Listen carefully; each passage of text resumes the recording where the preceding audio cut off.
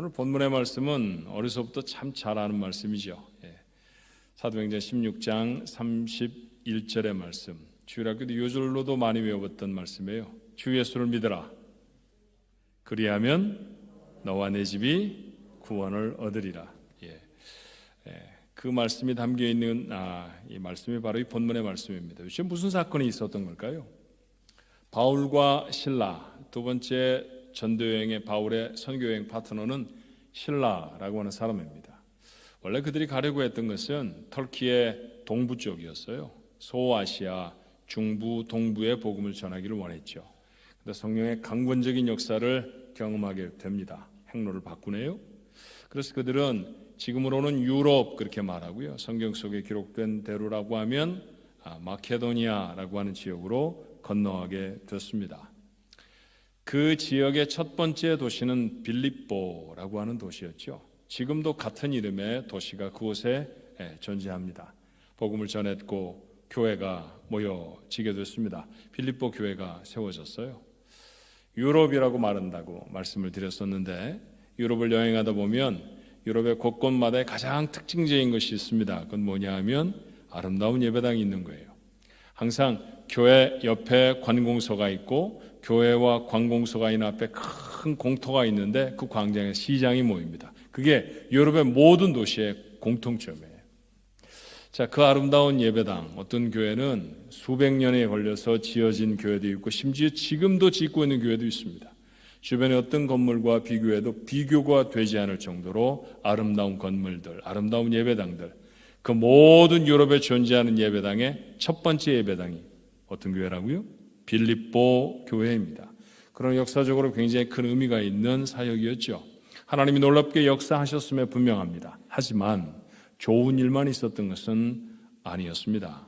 복음을 전하며 이 빌립보에서 바울과 실라는 큰 어려움, 핍박을 당합니다. 빌립보에 용한 귀신 들린 자가 하나 있었습니다. 귀신 들렸는데 점 잘 치면 용하다 그렇게 표현하는 거 맞죠? 그리고 용한 사람이 있었습니다. 종이었던 것 같아요.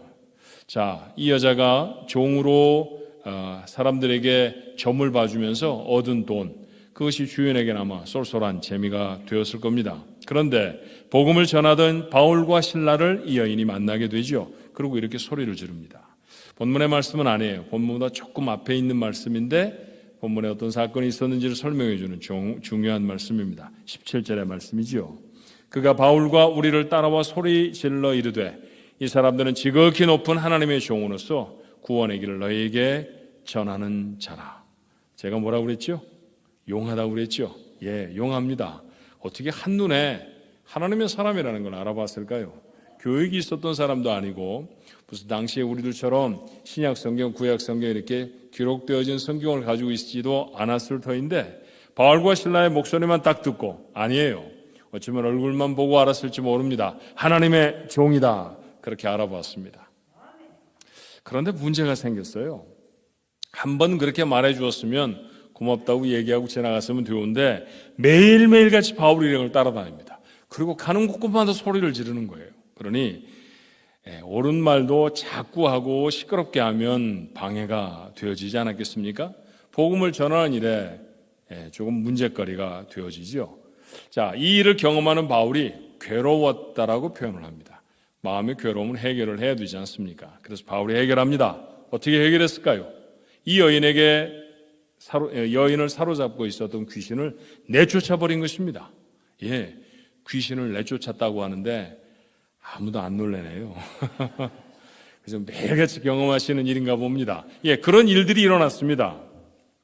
오랫동안 그를 점령하고 천박한 삶을 살게 했던 귀신이 떠났습니다. 그녀가 말했던 것처럼 구원의 길을 스스로 얻게 되어졌죠. 자, 이 여인에게는 인생 최대의 축복의 사건이었습니다. 그러나 인생 최대의 손해의 사건이 되어진 사람도 있습니다. 누구였을까요? 바로 이 여인의 주인들이었습니다. 더 이상 점을 칠 수 없으니 수입은 끊기게 됐죠. 잘 나가던 비즈니스가 망하게 됐다라는 얘기입니다. 어디서 갑자기 이름도 성도 모르는 사람들이 들어와서 그리스도라고 하는 사람을 전파하더니 갑자기 자기 사업이 망했어요. 신앙을 받아들이기 전에 아마 이런 사건은 황당한 사건이 되어졌겠죠. 그들을 당장 지역 정부에 고발합니다. 빌립보는 로마의 식민지였고 그리고 그곳에 사는 사람들은 대부분 로마의 시민이었습니다. 이 점치는 여인의 주인도 로마 사람들이었던 것 같아요. 로마의 원래 태생이 로마인일 수도 있고요.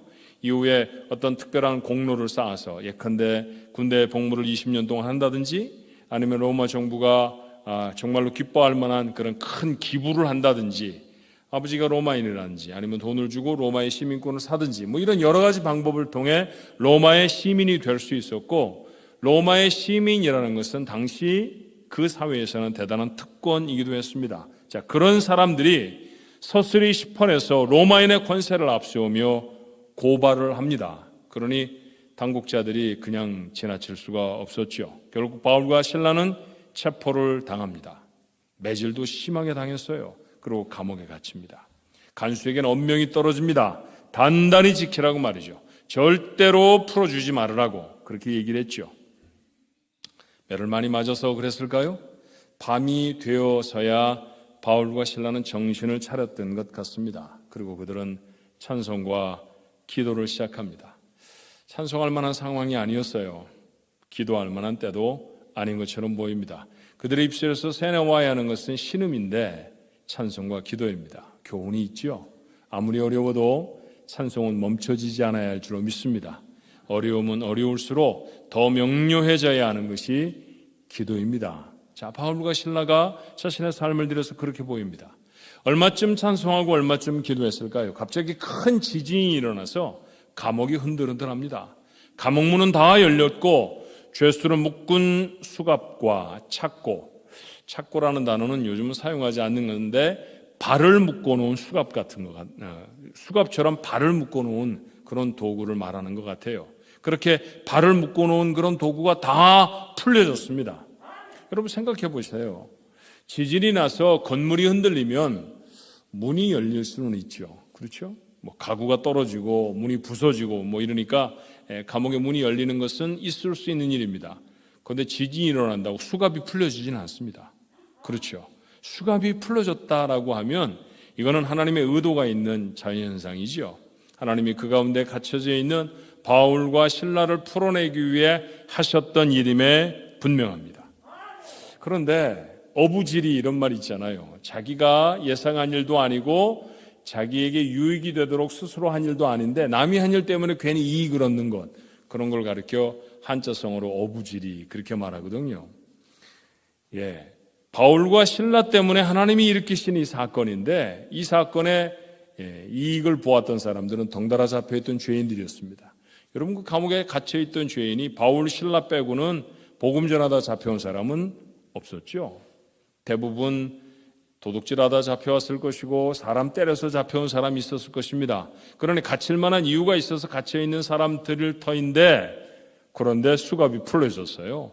갇혀있던 감옥 문이 열렸습니다. 어떻게 했을까요? 가만히 앉아 있었겠습니까? 냅다 주량량을 쳤을 것입니다. 다 도망을 가버렸죠. 한밤중에 일어난 사건입니다. 그러니 간수는 졸고 있었던 것 같아요. 자, 이 소란에 일어나 감옥에 내려와 봅니다. 그랬더니 놀라운 사건이 생겼죠.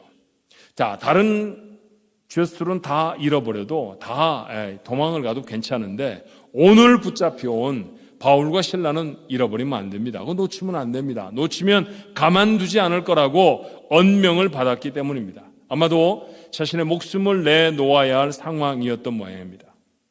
혼란한 감옥에서 처음에 그들은 바울과 실라를 찾을 수가 없었어요. 도망갔구나. 내가 걱정하던 일이 정말로 생겼구나. 이제는 나는 죽을 거야 라고 생각했을까요? 남한테 죽느니 차라리 스스로 죽는 것이 낫다라고 생각했던 모양입니다. 스스로 목숨을 끊으려고 합니다. 그때 소리가 들렸죠. 본문 28절의 말씀입니다. 바울이 크게 소리질러 이르되 내 몸을 상하지 말라. 우리가 다 여기 있노라. 우리 여기 있으니까 걱정하지 말아라. 너 생명 잃어버리지 않는다 라고 하는 얘기입니다. 놀라운 일 아닙니까? 도망갈 만한 상황이 생겼는데 도망도 가지 않습니다. 자기를 미워할 만한 사람들인데, 그러니 자기가 죽는 거 그냥 내버려두고 보아도 그만인데 죽지 않도록 죽음도 막아 주었습니다. 그래서 그는 바울과 실라 앞에 엎드렸죠. 그리고 이렇게 물어요. 30절입니다. 그들을 데리고 나가 이르되 선생들이여 내가 어떻게 하여야 구원을 받으리까? 어떻게 해야 제가 구원을 받을 수 있겠습니까? 하나님의 종들이라고 했나요? 바울과 실라가 대답합니다. 31절에 자, 이건 한번 외워볼까요? 주 예수를 믿으라. 그래야면 너와 내 집이 구원을 얻으리라. 예, 아주 짧은 구절이고요. 너무 간결해서 너무 명확하게 외워질 수 있는 말씀이에요. 하나 마음에 담아놓으면 좋을 것 같습니다. 주 예수를 믿으면 구원을 받을 것이다 말씀합니다. 여러분, 두 절에 걸쳐서 구원이라는 단어가 각각 사용되고 있어요. 간수도 어떻게 해야 구원을 얻겠습니까? 물었고요. 그리고 바울과 실라도 예수를 믿으면 구원을 받을 것이라고 대답해 주었습니다. 그런데 자세히 들여다보면 과연 이 간수가 사용했던 구원이라고 하는 단어와 바울과 실라가 말했던 구원이라고 하는 단어가 같은 단어였을까? 조금 의심이 가지 않습니까? 바울과 실라는 지금 하나님 모르는 사람이잖아요. 그러니까 영적 세계의 질서 속에서 우리가 구원을 받는다, 그런 의미로 내가 어떻게 하면 하나님의 백성이 되겠습니까? 제가 어떻게 하면 천국에 가겠습니까? 그런 의미였을 리는 거의 없습니다. 그가 지금 묻고 있는 구원은 뭘까요? 자, 다 죄수들이 도망가 버리고 이런 상황인데 이제 아침이 되면 제가 죽게 되지 않겠습니까? 이 문제를 어떻게 하면 모면할 수 있겠습니까? 가만히 보니까 이 특별한 일은 당신들 때문에 일어난 것 같은데 당신들을 감옥에 가두어 두어야 합니까? 아니면 제 목을 걸고서라도 당신들을 풀어주어야 합니까? 내가 어떻게 해야 내 생명을 부지할 수 있겠습니까? 이게 바로 간수가 질문했던 구원이라는 단어였을 것입니다. 그런데 거기에 대한 대답은 다른 얘기였죠. 예수 그리스도를 믿으면 하나님의 사람이 되어진다는 것이죠. 영생을 얻는다는 것입니다. 하나님의 백성이 되었고 하나님의 은혜가 그에게 임하였다는 선언이었어요. 간수는 잠에서 깨어나도 구원의 의미를 비로소 희미하게라도 알게 됩니다. 감옥에 가두어야 할 사람들, 그 사람들을 자신의 집으로 인도해서 상처를 씻어주고 음식을 먹였습니다. 그리고 그 다음날 아침에 어저께 서술이 펄에서 가둬놓으라고 하던 사람들의 마음도 변화되었어서 바울과 실라는 감옥에서 풀려나게 되지요. 간수의 온 가족들, 자신만 들었던 것이 아니라 이 귀한 소식은 식구들 모두가 다 들어야 해. 가족들 모두를 모아놓고 복음을 듣습니다. 그리고 세례를 받습니다. 여러분, 이게 한밤중 혹은 이른 새벽에 일어났던 일이었어요. 아이들로부터 다 깨워서 그 앞에 나와 하나님의 말씀을 듣기에는 이른 시간이다. 여러분, 이른 시간인 건 없습니다. 복음을 듣기에 이른 시간은, 복음을 듣기에 너무 늦은 시간은 없는 줄로 믿습니다. 그 말씀에 노출되었을 때 간수의 모든 가족들이 다 구원을 받고 모두가 다 기뻤습니다. 자, 구원이라는 똑같은 단어가 이렇게 다른 의미로 사용될 수 있다라고 하는 사실을 확인하게 되는 본문의 말씀이지요. 구원이라는 말보다도 우리의 신앙에 더 중요한 말은 없습니다. 그런데 이처럼 이 구원이 우리에게 분명하지도 못하고 때때로 잘못 이해가 되거나 잘못 사용되어지고 있다는 생각이 들었어요. 그래서 지난 2월 27일부터 시작해서 구원에 대한 말씀을 여러분에게 전했죠. 4월 3일까지 5번을 전했습니다. 그리고 고난주간이 됐고 부활주일이 됐고 그 다음에 행사가 있고 절기가 있어서 계속하지 못했는데 이걸 마무리를 지어야 돼요. 제가 한 몇 편의 설교를 더 해야 되거든요. 이 구원에 관해서. 근데 그 고민이 들었습니다. 기억하고 있을까? 성도들이 과연 2월 달의 일을 기억하고 계실까? 어제 점심에 무엇을 드셨는지도 잘 기억을 못 하시는데 설교를 다 마치고 저 친교실에 가서 오늘 제가 했던 본문의 말씀이 뭐지요? 라고 하면 글쎄요 하시는 분들인데 기억을 하고 계실까? 기억을 소환해야 될 필요가 제게 생겼습니다. 앞으로 2시간 동안 우리가 지난번에 5번에 걸쳐서 나누었던 구원에 대한 이야기들을 다시 한번 점검해 볼 것입니다. 자, 구원이 뭐라고 했나요? 성경이 말하는 구원의 첫 번째 의미를 우리는 영생을 얻는 것이다 라고 나누었었습니다. 기억하시죠? 주일학교를 다녔던 사람들은 거의 예외 없이 이런 성경 구절 하나를 암송합니다. 요한복음 3장 16절. 이것도 스크린 열지 말고 한번 외워보십시다. 얼마나 잘 외우시는지. 여러분이 외우시고 저는 뒤따라갈게요. 자, 첫 번 말씀만 불러드릴까요? 하나님이 세상을 이처럼 사랑하사 독생자를 주셨으니 이는 그를 혹은 저를 믿는 자마다 멸망치 않고 영생을 얻게 하려 하십니다. 이게 초등학교 2학년 때는 그렇게 쉬웠는데 60살이 넘으니까 이렇게 어렵네요. 그렇죠? 이게 영생이 있었던가 구원이라는 단어였던가 아니면 멸망한다는 얘기가 있었던가 없었던가 뭐 헷갈리기도 합니다. 어떻든 우리는 이 요한복음 3장 16절 참 잘 압니다. 어떤 분의 말씀처럼 신약 성경 속에 우리의 구원에 대한 수많은 진술들이 있지만 그것을 만약 한 문장으로 한 절로 요약한다고 하면 요한복음 3장 16절일 것입니다. 그런 말을 했어요. 저는 그 말에 동의합니다. 요한복음 3장 16절. 하나님이 우리를 이처럼 사랑해서 하나밖에 없는 독생자 예수 그리스도를 주셨는데 그를 믿기만 하면, 그분을 나의 구주로 영접하기만 하면 절대로 망하지 않고 영원한 생명을 얻을 것입니다. 이 약속의 말씀, 구원에 대한 가장 중요한 진술입니다. 구원 받으면 뭘 얻는다는 거지요? 영생을 얻게 하려 하십니다. 영생입니다. 구원받고 우리가 얻은 건 뭡니까? 영생이지요.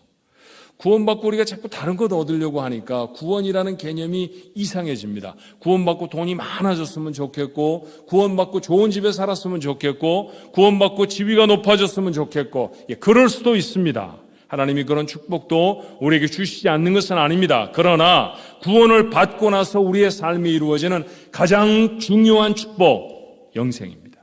영생을 받았습니다. 그럼 영생은 또 뭡니까? 영생을 그저 말 그대로 풀어서 말하면 영원한 생명이잖아요. 영원히 사는 것. 그런데 전 이 설교를 첫 번째 주에 하면서 이런 말씀했습니다. 지옥에서도 죽나요? 안 죽나요? 지옥에서 죽어요? 안 죽어요? 안 죽습니다. 그래서 지옥의 형벌이 들어온 거죠. 죽지도 않고 계속해서 받아야 하는 형벌이기 때문에 그건 절대로 받으면 안 되는 형벌입니다. 그렇죠? 그럼 지옥에도 뭐가 있나요? 영생이 있네요. 지옥에 있는 사람도 구원을 받은 겁니까? 이거 너무 복잡하다. 이건 말이 안 된다. 여러분 이렇게 생각하시죠? 맞아요. 우리가 영생을 받았다고 말하면서도 그 영생이 삶의 길이에 국한되어 버리면 이렇게 성경의 진리들이 모호해져 버리고 맙니다. 성경은 우리가 사는 길이에 삶의 길이가 길어진다, 끝이 없이 살 것이다, 그런 뜻에서 영생을 설명한 적이 거의 없죠. 자, 성경의 진술은 무엇일까요? 성경은 영생을 어떻게 정의할까요? 요한복음 17장 3절입니다. 자, 암송은 못하실 거니까 같이 한번 읽어볼까요? 이건 우리 마음에 담는 마음으로 같이 읽으십시다. 영생은 곧 유일하신 참 하나님과 그가 보내신 자 예수 그리스도를 아는 것이니이다. 우리가 생각했던 것과 참 많이 달랐죠. 그때 깨닫고 지금까지 기억하시는 분이 계실 것입니다. 감사한 일인데요. 그때 나누었어도 지금 희미해지신 분들이 계실까봐 그런 높아심으로 한 번 더 언급하는 것이죠. 영생은 무엇입니까? 하나님을 아는 것입니다. 그것이 바로 주께서 말씀하신 영생의 의미입니다. 그래서 여러분에게 질문 하나 해보려고요. 하나님 아십니까? 하나님 알지요. 하나님은 어떤 분이신데요? 하나님은 천지를 창조하신 분이고요, 안 계신 곳이 없는 분이시고 불가능한 일이 없으신 분이십니다. 영원토록 변함이 없으신 분이시죠. 잘하셨습니다. 100점을 드리고 여러분은 영생을 가졌습니다. 이렇게 말하면 좋을까요? 하나님을 안다는 건 뭘까요?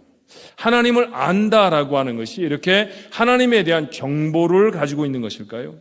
정보를 갖는 것도 중요한 일입니다. 하나님에 대한 정보는 성경 말씀 속에 담겨져 있죠.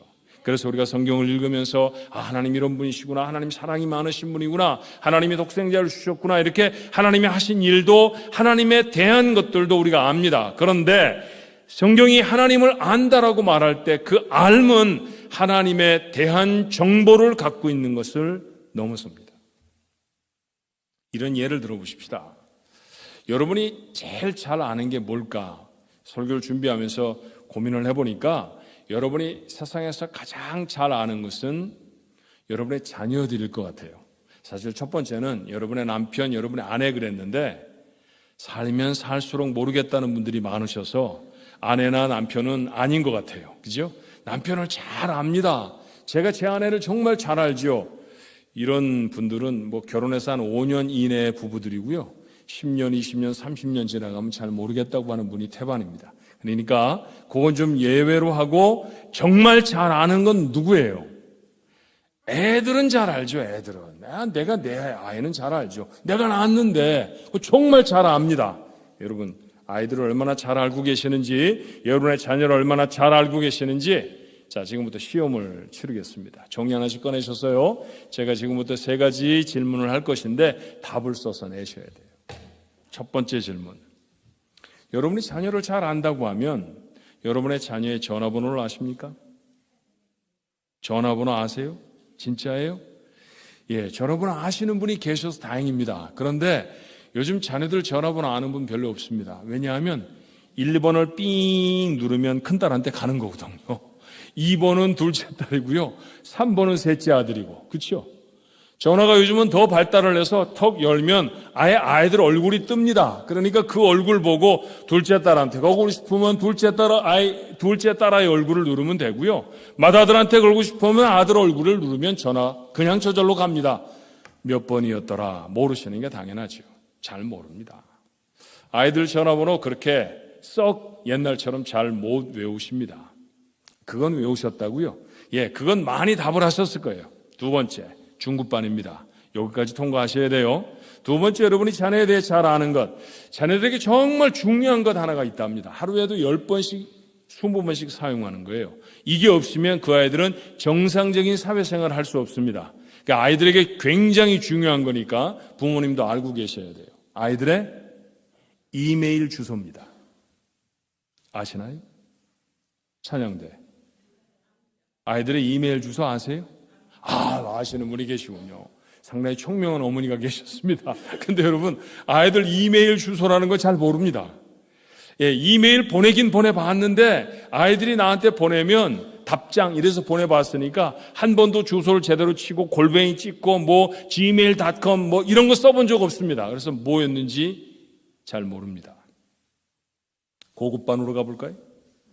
마지막 질문은 아마 거의 대답을 못 하셔야 정상인데 항상 예외가 있는 법이니까 총명하신 우리 중앙가족 중에는 이 문제에 통과하실 분이 계실지 몰라요. 자, 캘리포니아에서 살려고 하면 반드시 필요한 것 하나 있는데 운전면허증입니다. 그렇죠. 운전면허증이 있어야 운전을 하니까요. 여러분의 자녀들은 운전면허증을 가지고 있습니까? 당연히 가지고 있지요. 그거 가지고 있어야 아침 저녁으로 출퇴근을 할 거 아닙니까? 운전면허증에 보면 가장 큰 글씨로 운전면허증 번호가 찍혀져 있습니다. 한국말로 말하면 주민등록증 번호와 같습니다. 굉장히 중요한 번호입니다. 아시나요? 자, 한번 손을 들어 보겠습니다. 나는 우리 아이의 캘리포니아 드라이버스 라이선스 운전면허증 번호를 압니다. 자기 것도 모른다고요? 저 아느냐고요? 모르지요. 모르지요. 여러분, 제가 조금 더 할까요? 오늘 아예 점심 제껴놓고 아이들에 대해서 모르는 것만 찾으면은 여러분 한 무더기가 나올 겁니다. 잘 모릅니다, 사실. 우리 아이에 대해서 잘 모릅니다. 어떤 브랜드의 옷을 입고 자켓이 몇 벌이나 되고 신발은 몇 컬이나 되는지, 어떤 화장품을 사용하는지, 우리 아이가 정말로 좋아하는 게임은 무엇인지, 우리 아이가 정말 좋아해서 연락하고 지내는 친구들은 몇 명이나 되고 그 이름은 무엇인지 모르는 게 무궁무진합니다. 우리 아이들 잘 모릅니다. 그러면 다시 원안으로 돌아가 볼까요? 제가 우리 아이의 전화번호를 잘 모르고 이메일 주소를 기억하지 못하고 그들의 운전면허증 번호를 모른다고 해서 우리는 아이를 모르는 겁니까? 그렇지 않습니다.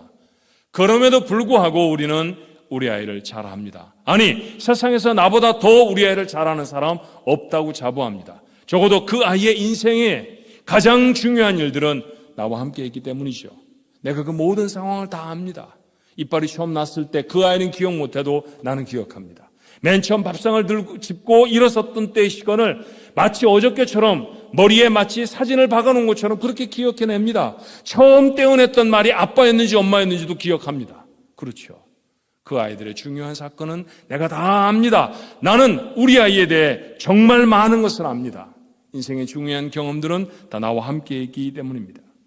그래서 그 아이가 무엇을 좋아하고 그 아이가 무엇 때문에 힘들어하는지 압니다. 표정만 봐도 힘이 든지 기쁜지 잘 압니다. 그렇죠. 그렇게 나는 내 아이를 압니다. 번호 몇 개를 몰라도 나는 내 아이를 압니다. 하나님은 어떠실까요? 신학교에 다니면서 구원론을 배우고 신론을 배우면서 하나님의 속성이 어떻고 이런 거창한 단어를 갖다 붙이면서 하나님에 대한 이야기를 다 진술하는 것을 알지 못한다 할지라도 내가 하나님을 안다고 하면 내 일상의 삶에서 하나님을 경험하고 살아야 합니다. 하나님을 안다는 것은 하나님과 관계를 맺는다는 것이고요. 하나님과 같은 사건 안에 있다는 것이고 하나님이 아시는 것이 내 알미 되어져야 한다는 것이죠. 이렇게 말할 수 있어야 하나님을 아는 것입니다. 하나님 맞아요. 그때 하나님 저한테 그러셨죠. 이렇게 말할 수 있는 사람, 하나님을 아는 사람입니다. 그러니 하나님을 경험하는 것, 그게 하나님을 아는 것이죠. 하나님에 관해서 하나님에 대한 지식을 아는 것만으로 하나님을 안다고 하지 않습니다. 하나님이 아무리 대단한 분인 줄 알아도 그 대단함이 내게 경험되지 않으면 하나님을 아는 게 아닙니다. 기도하면 들으시는 분이라고 성경은 하나님에 대해 기록해 놓았습니다. 여러분 압니다. 그런데 내가 기도하고 하나님이 그것을 들어주시기 전까지 나는 그 하나님을 모르는 겁니다. 기도하고 그 기도에 응답하신 하나님을 경험할 때 나는 하나님을 아는 것이죠. 이렇게 하나님을 아는 것을 성경은 뭐라고 말한다고요? 영생, 그렇게 말합니다. 그러면 영생은 죽은 다음에 시작하는 시간이 아니잖아요. 그렇죠. 삶의 길이도 절대로 아닙니다. 구원받는 순간에 시작되어져서 현재도 누리며 살아가는 오늘의 삶, 이게 영생입니다. 구원은 영생의 삶을 지금 여기서 살아내는 것이죠.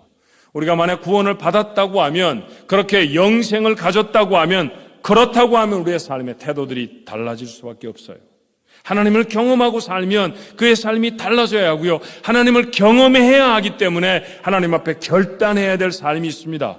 두 가지를 제안했던 것으로 기억합니다. 첫 번째는 시간이었죠. 영생을 살아가는 사람은 세상의 사람들이 누리는 시간으로 살지 않습니다. 천국에서 누릴 영생을 지금 이곳에서 경험하고 사는 사람, 그것이 구원이라고 하면, 그렇다고 하면 우리가 살아가야 하는 시간은 천국의 시간이어야 하지 않습니까?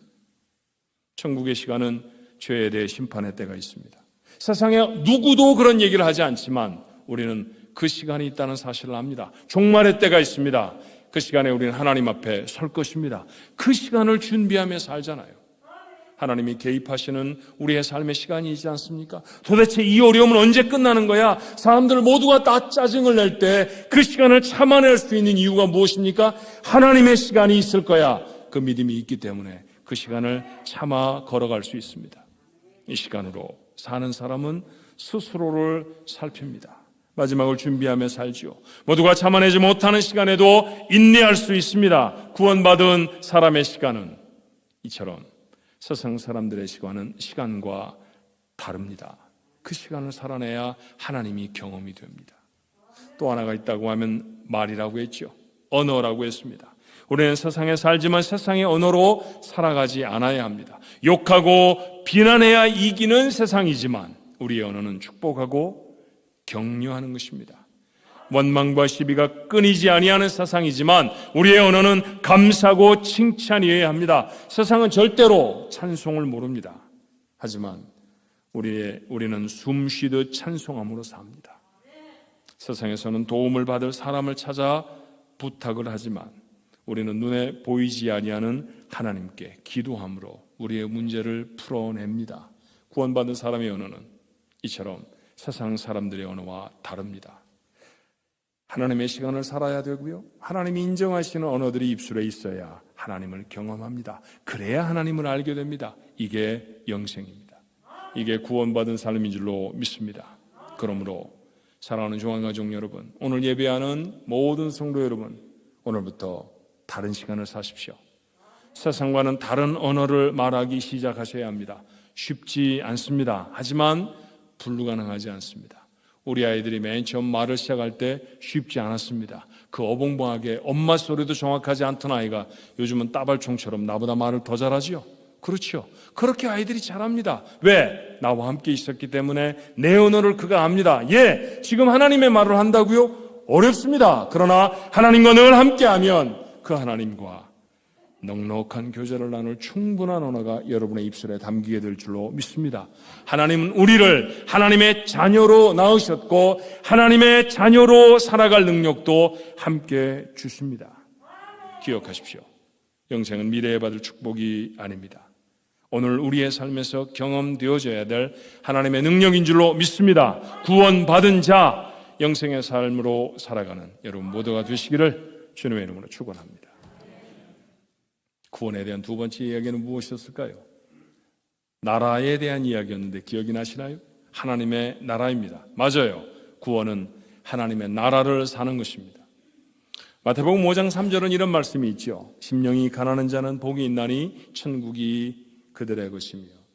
자, 심령이 가난한 자, 구원하소서 하나님의 백성으로 삼으실 자라고 하는 것에 틀림이 없죠. 그럼 이렇게 한번 바꿔서 읽어보십시다. 하나님이 구원하시는 자, 복이 있나니. 뭘 가질 거라고요? 천국을 가질 것이라고요. 구원받은 사람에게 임할 복을 성경은 천국이라고 말씀하세요. 그래서 우리는 보통 구원을 받으면 천국에 간다 이렇게 말합니다. 맞는 말이긴 합니다. 그런데 좀 부족한 말이기도 해요. 자, 죽어서 가는 나라가 천국이라고 하면, 아직은 천국이 아니라고 하면, 아직은 그 복을 받지 않았다고 하면 구원의 복이 나에게 임하지 않았다는 얘기 아닙니까? 그렇지 않습니다. 성경은 단 한 번도 죽은 다음에서야 비로소 하나님의 백성 구원의 복을 받을 것이라고 말한 적이 없습니다. 천국은 죽을 때까지 유보된 축복이 아니라 구원을 받으면 그 즉시 누리는 하나님의 나라, 그 나라가 천국인 줄로 믿습니다. 자, 예수님의 선포를 보십시오. 구원을 선포하신 주님의 메시지는 간결하고 분명했습니다. 자, 마가는 자신의 복음서를 시작하며 예수님이 세상에 선포하신 말씀을 첫 번째로 이렇게 담아요. 이르시되, 마가복음 1장 15절에 때가 찼고 하나님의 나라가 가까이 왔으니 회개하고 복음을 믿으라. 주님의 많은 메시지 중에 이 세상을 향한 첫 번째 메시지로 마가가 선택한 것은 하나님의 나라였습니다. 그렇게 예수님의 메시지는 하나님의 나라였다는 것이죠. 예수님은 공생애를 시작하시기 전에 40일 동안 광야에서 금식하시며 시험을 당하셔야 했죠.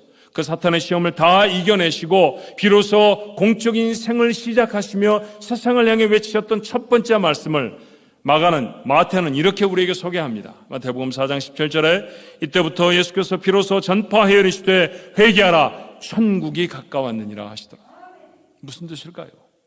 가까웠다, 임하였다, 이런 것에 대한 설명도 좀 필요할 것입니다만 이 말씀들을 가장 쉽게 정리하면 구원을 받으면 이제부터 천국 백성으로 사는 게 가능하다, 그런 선언입니다.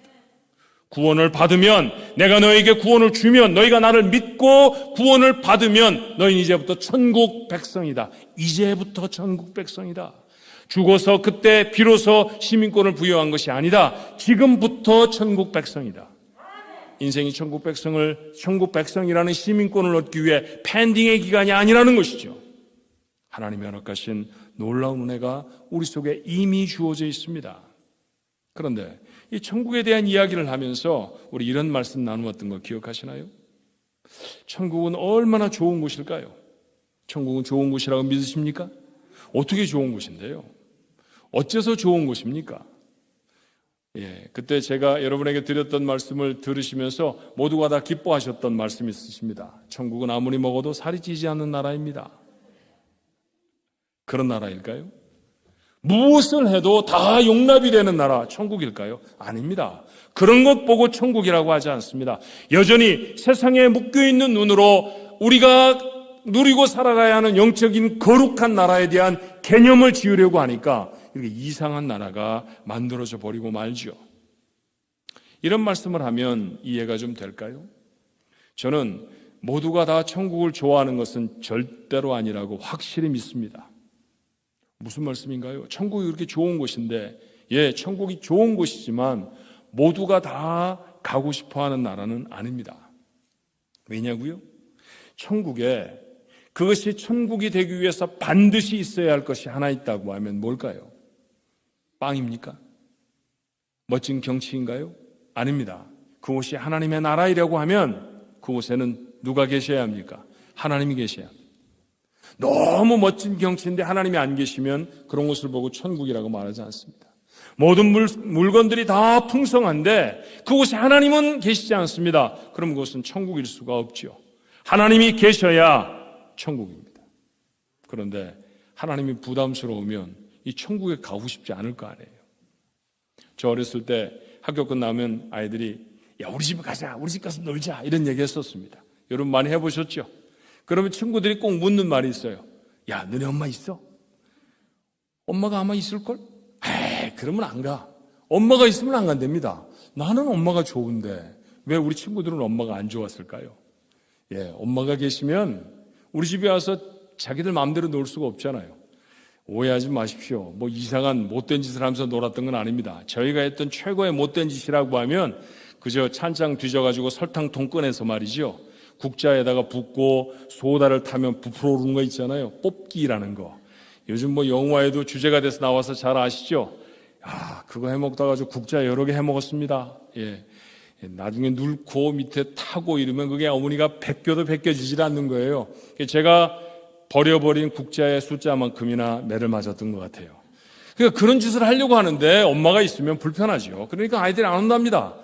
나는 너무 좋지요. 나는 엄마가 계셔야 엄마가 나한테 밥도 주시고 엄마가 내 필요한 거 다 해주시잖아요. 그런데 친구들에겐 그렇지 않았던 모양입니다.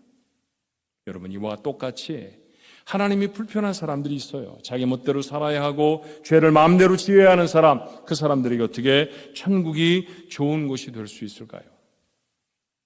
지금 하나님과 함께 있는 것이 불편한 사람에게 하나님의 나라는 행복한 곳이 될 수 없습니다. 이건 두려운 말씀이잖아요. 내가 구원받았다고 하면서 하나님의 나라의 백성이 되었다고 선언이 되어졌음에도 불구하고 만약에 내가 하나님이 불편하다고 하면 나는 천국을 경험하며 절대로 살지 못합니다. 천국의 백성이 되어졌다는 소식이 그에게 굿뉴스, 복음이 되어지려고 하면 예외 없이 하나님을 사랑하는 사람들이어야 합니다. 이 사랑은 사실은 하나님이 먼저 하셨죠. 요한이 이렇게 증거합니다. 요한일서 4장 7절로 11절의 말씀이에요. 사랑하는 자들아, 우리가 서로 사랑하자. 사랑은 하나님께 속한 것이니 사랑하는 자마다 하나님으로부터 나서 하나님을, 조금 전에 우리가 나눴던 말씀이 나오네요. 알고, 하나님은 아는 거예요. 사랑하지 아니하는 자는 하나님을 알지 못하나니 이는 하나님은 사랑이심이라. 하나님의 사랑이 우리에게 이렇게 나타난 바 되었으니 하나님이 자기의 독생자를 세상에 보내심은 그로 말미암아 우리를 살리려 하심이니라. 사랑은 여기 있으니 우리가 하나님을 사랑한 것이 아니요 하나님이 우리를 사랑하사 우리 죄를 속하기 위하여 화목 제물로 그 아들을 보내셨음이니라. 사랑하는 자들아, 하나님이 이같이 우리를 사랑하셨은즉 우리도 서로 사랑하는 것이 마땅하도다. 아멘입니다. 하나님이 먼저 우리를 사랑하셨습니다. 우리에게는 천국으로 갈 방법이 없었기 때문에 아들을 세상에 보내셨고 하나님의 나라를 우리로 인도해 내십니다. 이 일을 위해 보내진 아들 예수는 화목 제물이 되셔서 십자가를 지셨죠. 그렇게 아들을 주시기까지 우리를 사랑하시는 분, 그분이 하나님이십니다. 그러니 우리가 하나님을 사랑하는 것과 하나님이 사랑하신 사람들을 사랑하는 것, 당연하다는 것이 요한의 진술이죠. 하나님이 우리를 아들의 생명을 걸고 사랑해 주셨습니다. 이 사랑을 아는 사람들이 하나님을 사랑합니다. 그들이 하나님과 함께하는 것을 기뻐합니다. 그렇게 하나님의 임재를 즐거워하는 것, 그곳이 어딜까요? 그곳이 천국입니다. 이 새로운 삶이 구원의 삶입니다. 여전히 우리가 살아가는 삶에 해결되지 않은 문제들이 있고 광야 같은 세상이라도 그곳에 하나님이 동행해 주시면, 오늘 우리 찬양대가 불렀던 찬양처럼 하나님과 함께하면 그곳이 바로 천국입니다. 광야도 천국으로 바꾸어 만들어낼 수 있는 능력의 사람들, 구원받은 하나님의 사람들인 줄로 믿습니다. 이 놀라운 능력을 이루어내려고 하면 도전 하나를 통과해야죠. 누구에게나 다 자기 나라가 있다라고 말씀드렸었습니다. 자기 나라, 내 나라가 있잖아요. 내 나라. 어떤 게 내 나라입니까? 내 뜻이 이루어지는 곳이 내 나라지요. 내가 왕인 곳이 내 나라입니다. 그렇다고 하면 하나님의 나라라고 표현하면 내 뜻이 이루어져야 하는 곳입니까? 하나님의 뜻이 이루어져야 하는 곳입니까? 하나님의 뜻입니다. 맞아요. 하나님의 뜻이 이루어져야 하는 곳입니다. 하나님이 원하시는 일들이 우리의 삶을 통해 행해지는 곳, 바로 그곳이 하나님의 나라입니다. 그렇다고 하면 하나님의 나라는 우리가 살아가는 지금 이곳에서 내가 하나님의 말씀에 순종할 때 이루어지는 줄로 믿습니다. 요한은 이렇게 주님의 말씀을 전하죠. 요한복음 14장 21절에 나의 계명을 지키는 자라야 나를 사랑하는 자니 나를 사랑하는 자는 내 아버지께 사랑을 받을 것이요 나도 그를 사랑하여 그에게 나를 나타내리라. 하나님의 말씀을 지키는 자, 그가 하나님을 사랑하는 사람입니다. 그가 있는 곳이 천국이 될 것입니다. 자신의 권리를 양보하고 누군가와 화해와 용서를 이룰 때 그곳에 하나님의 나라가 임합니다. 더 가지려고 하는 욕심을 내려놓고 가난하고 고통받는 이웃에게 자신의 것을 나눌 때 그곳에 천국이 이루어집니다. 아내를 예수님이 교회를 사랑하듯 목숨을 걸고 사랑할 때, 남편을 교회가 주님을 사랑하고 그 말씀에 순종하듯 그렇게 존경할 때, 아이를 하나님의 말씀으로 양육해낼 때, 부모를 생명의 근원으로 알아서 공경할 때 바로 그 자리에 하나님의 나라가 임합니다. 이익이 아닌 의로움으로 살아갈 때 하나님의 나라를 경험할 것입니다. 하나님의 나라는 내가 원하는 것을 이루는 나라가 아니죠.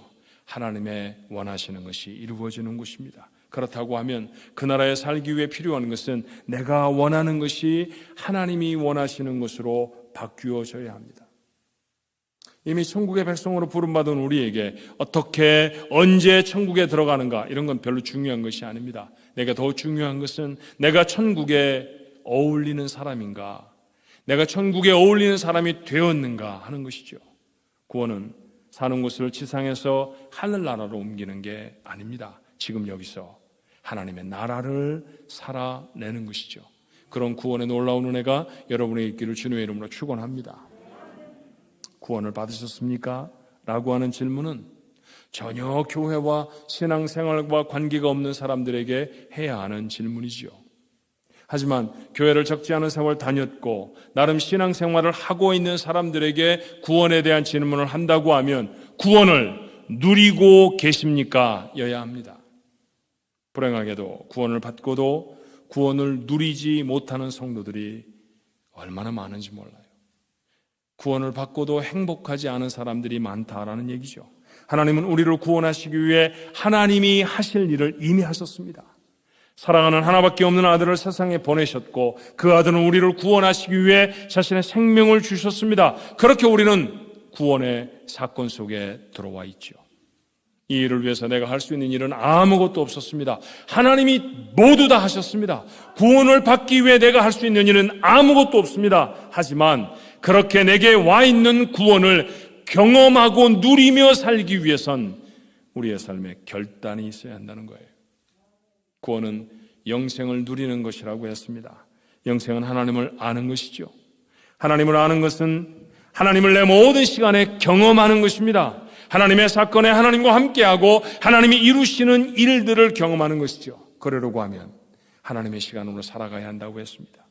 모두가 다 현재를 산다고 하지만 구원받은 사람들은 영생을 산다라고 말합니다. 바라보는 시간의 길이도 목표도 다릅니다. 그 시간을 살아가는 사람들의 가장 분명한 변화 중에 하나가 뭘까요? 말이 달라지는 거예요. 세상 사람들의 말이 아니라 하나님 나라의 말을 합니다.